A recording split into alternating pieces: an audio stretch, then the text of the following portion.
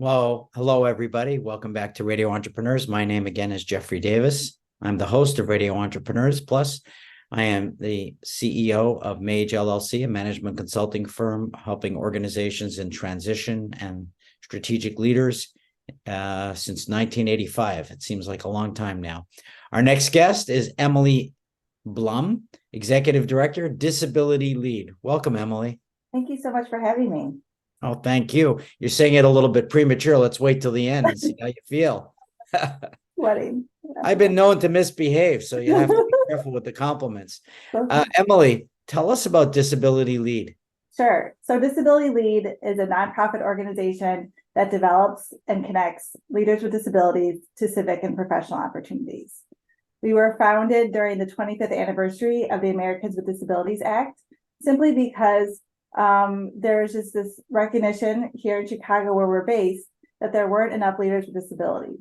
And as we were thinking about diversity, equity, inclusion, and so many organizations and companies are really thinking about who is sitting at their leadership tables. We want that to be inclusive of disability. So, would it help to define for some of us disability? Sure. Because, I think some of us are cognitively challenged, but that doesn't mean I have a disability. Oh, just speaking for myself. So, the architects and authors of the Americans with Disabilities Act define disability incredibly broadly.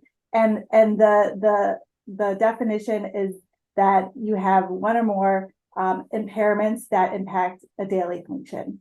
And so, that could be anything from a cognitive impairment, as you described, a physical mobility impairment, which is what I have, being blind or low vision, deaf, hard of hearing. We define it at Disability Lead incredibly broadly to be something that is invisible, visible, or acquired. I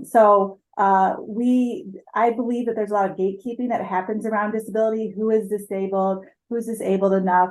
And we really wanted to shed those constraints. And so we define it incredibly broadly that way. Interesting. Now, I'm sorry I have to go a little bit lateral. I mean, it's a unique career. So can you give me a little bit about your background and what was your journey to doing this? Because Sure. You probably have a very specific type of background. Yes and no, I suppose. I started my career actually in politics. I graduated from college and I knew I wanted to do something that impacted social good. At the time, I thought that was politics. I kind of learned that probably wasn't. But I started my career in Washington, D.C.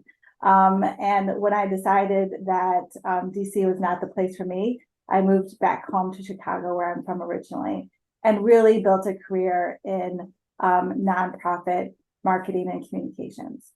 Have worked for a variety of companies, organizations, nonprofits, all kind of in the space of advancing social issues for organizations. And so when I was at a urban planning policy organization, and I was the director of their marketing and communications work, I learned about the fellowship that my organization has every year. And it's a fellowship for leaders with disabilities. And I took advantage of it, and it was just an amazing time and space to spend a year with other professionals with disabilities. And, nobody had exactly what I had or what I have in that cohort. I have something called dystonia, which is a movement disorder in the same family as Parkinson's, but nobody had dystonia in my cohort, yet we had so much connection and similarity just from being a disabled professional in the workspace. And we had this incredible bond. When the person who held my position decided to leave, I just was like, I need this job, and was applied and then was selected to lead this organization. And that's what I've been doing since 2019.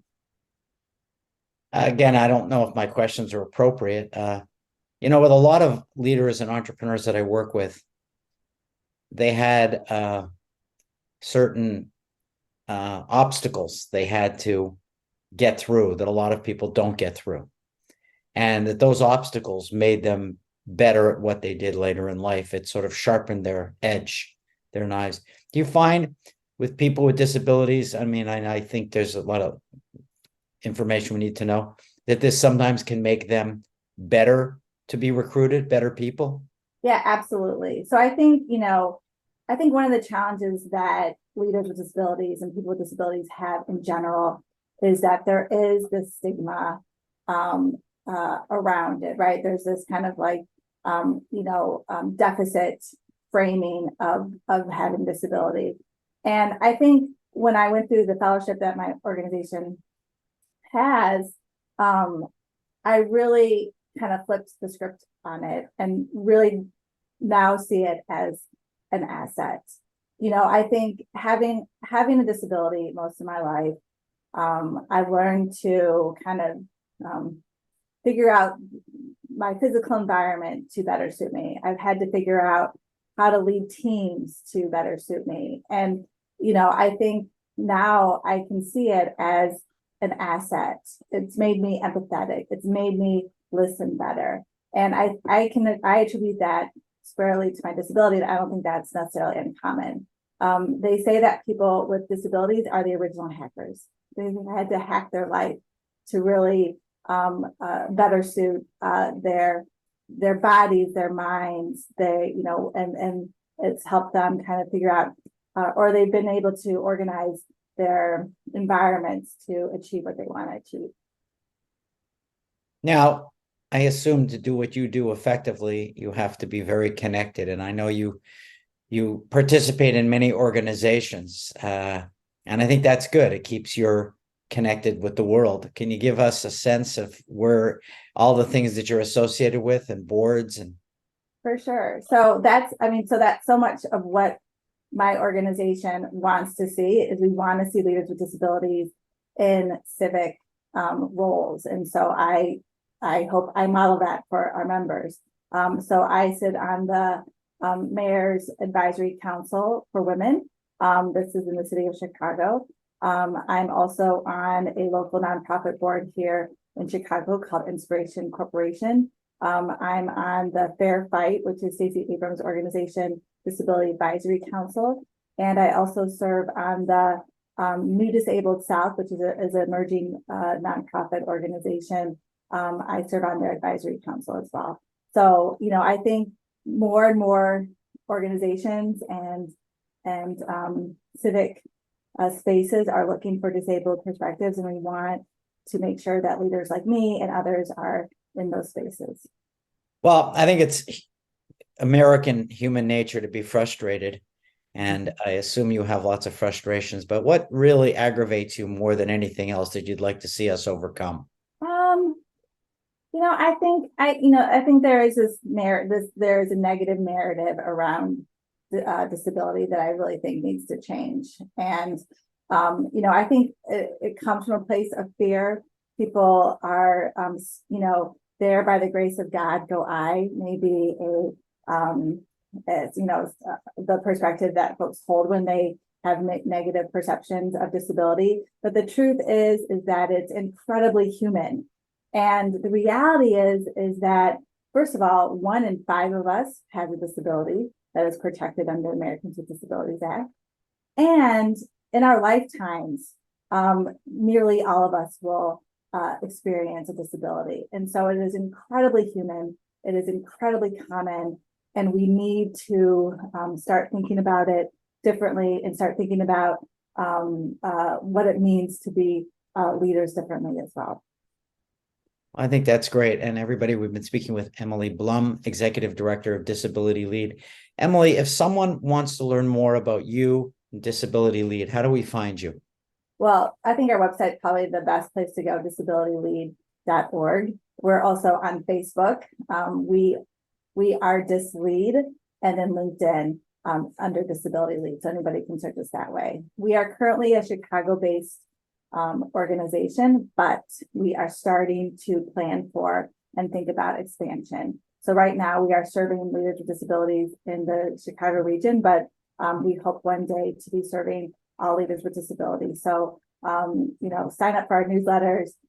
We are excited to share and talk about our expansion plans as they happen.